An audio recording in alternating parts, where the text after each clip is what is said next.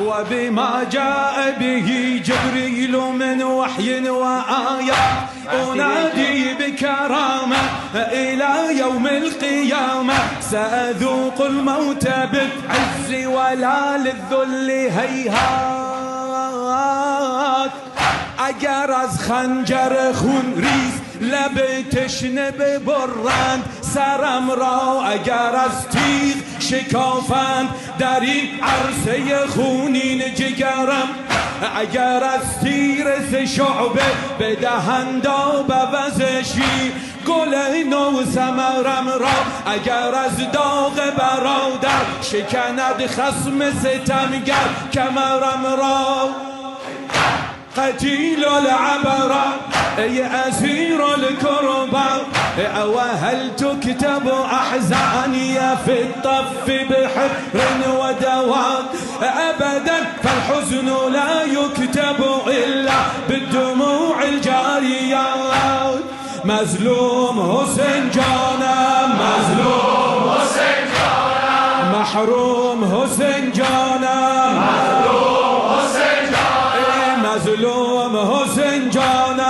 مظلوم حسین جانم محروم حسین جانم مظلوم حسین جانم اگر از چار طرف خصم زند بر جگرم تیر اگر آید به سر و کتف و تنم ضربت شمشیر اگر از سنگ شود غرق به خون روی منیرم اگر آتش عوض آب دهد خصم شریف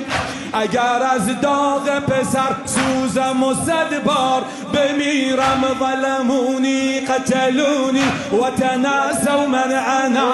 صارت الآلام في أرض الأسالي وطنا كل ما مر على الكون من الأحزان قد مر هنا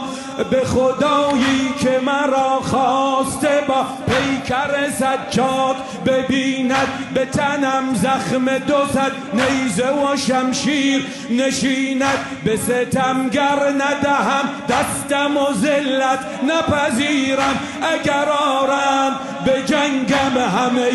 اهل زمین را و سما را مظلوم حسین جانم مظلوم حسین جانم محروم حسین جانم مظلوم حسین جانم مظلوم حسین جانم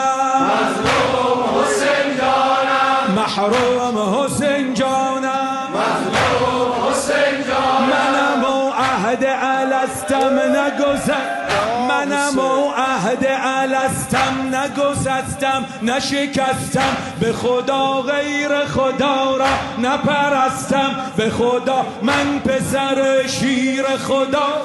پسر فاطمه هستم عربی علوی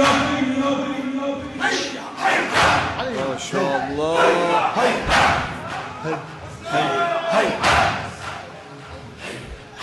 عربي علوي قرشي شجري احدي بدري فاطمي قمري همه دار و ندارم همه 72 یارم به فدای ره جانم منم و سرخی رو منم و خون گلویم منم و حنجر عطشان منم و داغ جوان ماشاءالله بنبي عربي ورسول مدني وأخيه أسد الله المسمى بعلي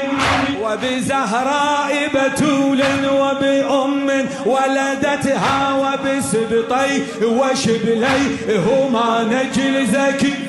وبسجاد وبالباقر والصادق حق وبموسى وتقي ونقي